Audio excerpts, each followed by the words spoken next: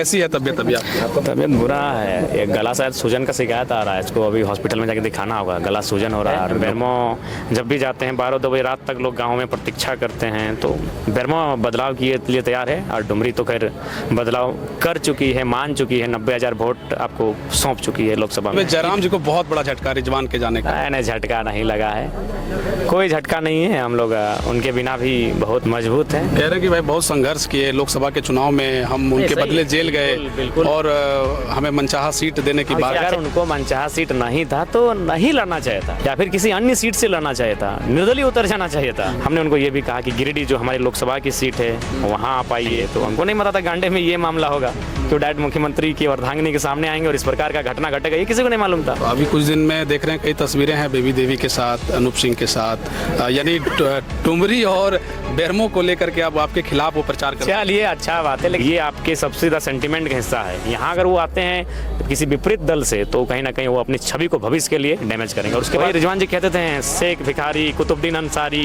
राजो राजेंद्र बाबू की धरती हो गई, पूरा बड़वा बड़ा ही मुस्लिम बस्ती है। वहाँ सिर्फ एक बुजुर्ग व्यक्ति का शायद 22 या 20 एकड़ जमीन गया है सीसीएल में, और उनको अभी तक ना नियोजन मिला है, ना उचित पैसा मिला है, और नहीं मिलने का कारण है अनूप सिंह। और आज उसी कौम का एक बेटा जाके कह रहा है अनूप भैया ये राजेंद्र बाबू की धरती है। बहुत दिल के साफ हैं, भले दिमाग के कैसे है नहीं मालूम। डुमरी और बेरमो में कितना अंतर पा रहे हैं? बेरमो में भी संघर्ष लग रहा है, क्योंकि बेरमो का थोड़ा सा जो इतिहास है वो विपरीत रहा है, वो झारखंडी के पाले में वो सीट जाती ही नहीं है। अब हेलीकॉप्टर घूमने लगेगा, बहुत बयान दे चुके हैं, स्कॉर्पियो हावी है। आप देखिए हेलीकॉप्टर तो हमें भी देने के लिए हमारे बहुत सारे मित्र तैयार हैं। जीत को लेकर कितने आश्वस्त हैं? आश्वस्त हैं, बिल्कुल आश्वस्त हैं, माहौल बता रहा है। सरकार बन रही है जल्दी में? बिल्कुल बनेगी और मजबूती के साथ बनेगी। नेक्स्ट सीएम जयराम, ये जनता तय करेगी।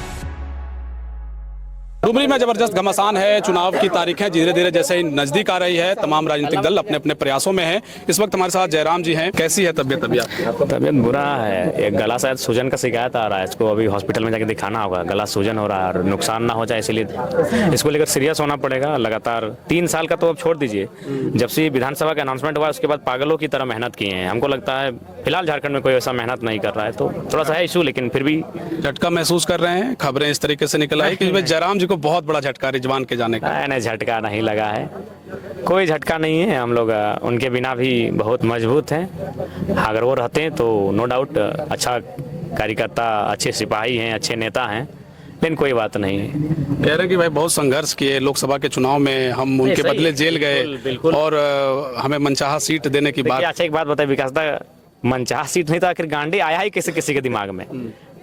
गांडे कहाँ कौन सीट है? अगर वो मनचाहा मांग के नहीं लेते तो गांडे सीट का सवाल कहाँ से आता? हमने तो दिमाग में भी नहीं सोचा था कि वो गांडे के लिए जाएंगे, तो हमको नहीं पता था गांडे में ये मामला होगा, तो डायरेक्ट मुख्यमंत्री की अर्धांगिनी के सामने आएंगे और इस प्रकार का घटना घटेगा, ये किसी को नहीं मालूम था।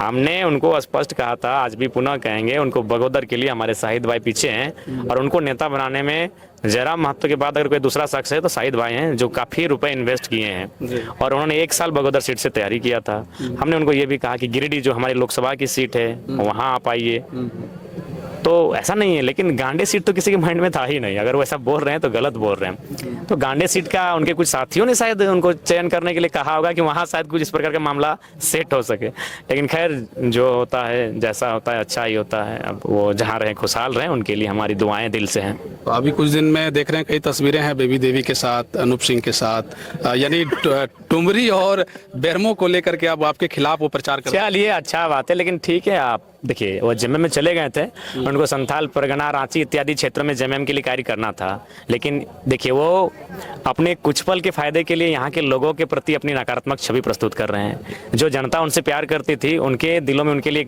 घृणा का भाव उत्पन्न हो रहा है। क्योंकि आप अगर डुमरी प्रचार करेंगे जयराम महतो के खिलाफ, टुंडी प्रचार करेंगे तो घृणा का भाव उत्पन्न होगा ही, क्योंकि वहाँ के लोगों ने देखिए पार्टी से बिछड़ना अलग होना अलग होता है, लेकिन एक अपना एक प्रोटोकॉल और मर्यादा होता है। उस मर्यादा को अगर तोड़ के यहाँ कार्य करते हैं तो हमें कुछ नहीं होगा, लेकिन उनका जो एक समर्थक, जो उनको एक पूजनीय व्यवहार था, उनके लोगों के दिल में जो इमेज था, उस इमेज पे कहीं ना कहीं धक्का लगेगा कि भाई जिस शख्स को हम लोग पांव धो के घर घुसाते थे, जिस शख्स की तिलक आरती करते थे, माला पहनाते थे, अगर वो यहाँ आकर इस प्रकार से हम लोग के विपरीत दिशा में कार्य करेगा, वो करे ना भाई। जेएमएम जो इनके संथाल परगना के बोलिए कि प्रभारी बना दे पूरे 6 जिला का, और वहाँ कार्य करें। लेकिन यहाँ आपका ये जो उत्तरी छोटानागपुर का जो कोयलांचल का हिस्सा है, ये आपके सबसे ज्यादा सेंटिमेंट का हिस्सा है। यहाँ अगर वो आते हैं किसी विपरीत दल से, तो कहीं ना कहीं वो अपनी छवि को भविष्य के लिए डैमेज करेंगे। और उसके बाद उनका इंटरव्यू हम देख रहे थे, हंसी नहीं रोक पाए जब वो बोले ये राजेंद्र बाबू की धरती है। देखिए राजेंद्र बाबू इस दुनिया में नहीं, उनका हम सम्मान करते हैं जो व्यक्ति नहीं है, लेकिन आज देखिए लोग कैसे यूटर्न लेते हैं। अरे ठीक है, दल में चले गए थे, अगर राजेंद्र बाबू की धरती है तो फिर शेख भिखारी की धरती नहीं रही, इसका मतलब ये वही रिजवान जी कहते थे शेख भिखारी कुतुबुद्दीन अंसारी, और आज वो राजेंद्र बाबू की धरती हो गई। आज बड़वा बेरा में एक मुस्लिम बेचारा बेड में है, उसका शायद 20-22 एकड़ गया है CCL में, आज वो उसकी धरती नहीं रही अब रिजवान के हिसाब से।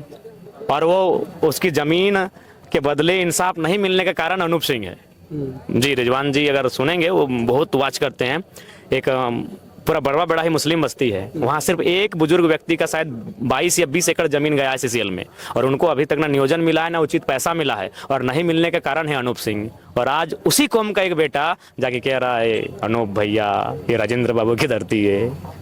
दुर्भाग्य है। आप जब अभी चूंकि नए नए राजनीति में आए हैं, लोकसभा के चुनाव के बाद पूरा देश आपको जानता है कि भाई एक 29 बरस का युवा एक निर्दलीय प्रत्याशी के तौर पर इतना वोट का आधार लाया, और जब आप राजनीति में इस तरह की घटना देख रहे हैं, ऐसी कम ही तस्वीरें निकल कर आती हैं जब कोई प्रत्याशी अपना नामांकन वापस ले लेता है एक पार्टी का बतौर एक बड़ा चेहरा।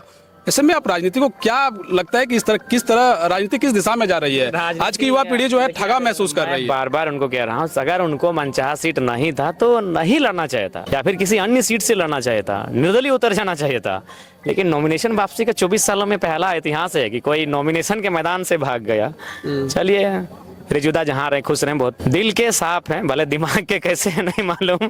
तो एक भरपाई किया जा रहा है, अभी देख रहे हैं कि AIM के पार्टी जो है उनके कई लोग नहीं, रिजवान जी अगर हमारे दल में आज होते भी ना तो भी ये लोग हमारे साथ जुड़ते हैं, कल भी जुड़ेंगे, तो ऐसा नहीं है। बाकी मुलाकात होते रहेगी, सवालों जवाबों का सिलसिला चलेगा। एक अंतिम तौर पर हम ये जानना चाहते हैं आपसे कि डुमरी और बेरमो में कितना अंतर पा रहे हैं?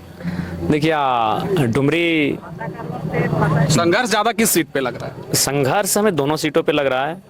बेरमो में भी संघर्ष लग रहा है, क्योंकि बेरमो का थोड़ा सा जो इतिहास है वो विपरीत रहा है, वो झारखंडी के पाले में वो सीट जाती ही नहीं है, तो लेकिन फिर भी वहाँ भावनात्मक और एक अलग ही माहौल है। बेरमो जब भी जाते हैं 12-2 बजे रात तक लोग गाँव में प्रतीक्षा करते हैं, तो बेरमो बदलाव के लिए तैयार है। और डुमरी तो खैर बदलाव कर चुकी है, मान चुकी है, 90,000 वोट आपको सौंप चुकी है लोकसभा में। एक केंद्रीय अध्यक्ष होने के नाते एक सवाल गांडे के लोगों के लिए, जो आपके कार्यकर्ता हैं वो ठगा महसूस कर रहे हैं जी, उसको लेकर के आप क्या निर्णय? हमारे पूरे साथी ठगा हुआ महसूस कर रहे हैं, तो जाहिर सी बात है वो उनको यही कहेंगे वो अपनी एक विवेक से एक बैठक करें, जितने हमारे पुराने साथी हैं, और आप एक किसी ऐसे उम्मीदवार जिन्होंने नामांकन दाखिल किया है इंडिपेंडेंट या फिर कोई नए राजनीतिक दल से, आप उनके नाम पर सहमति का प्रयास करें। ये 1-2 दिन में आप क्लियर करेंगे? हाँ, ये हम जिला कमेटी के निर्णय के आधार पे करेंगे, उसमें केंद्र का कोई रोल नहीं रहेगा। वो जैसा निर्णय वहाँ हमारे पास भेजेंगे उसको हम लोग अप्रूवल करके। अब हेलीकॉप्टर घूमने लगेगा, आप बहुत बयान दे चुके हैं, स्कॉर्पियो हावी है आप? देखिए हेलीकॉप्टर तो हमें भी देने के लिए हमारे बहुत सारे मित्र तैयार हैं, लेकिन उचित नहीं हमें लेना।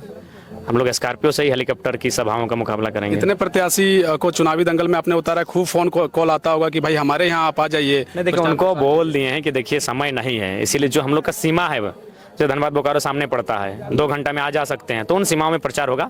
बाकी जगह हमारे स्टार प्रचारक जाएंगे, कैंपेनिंग करेंगे।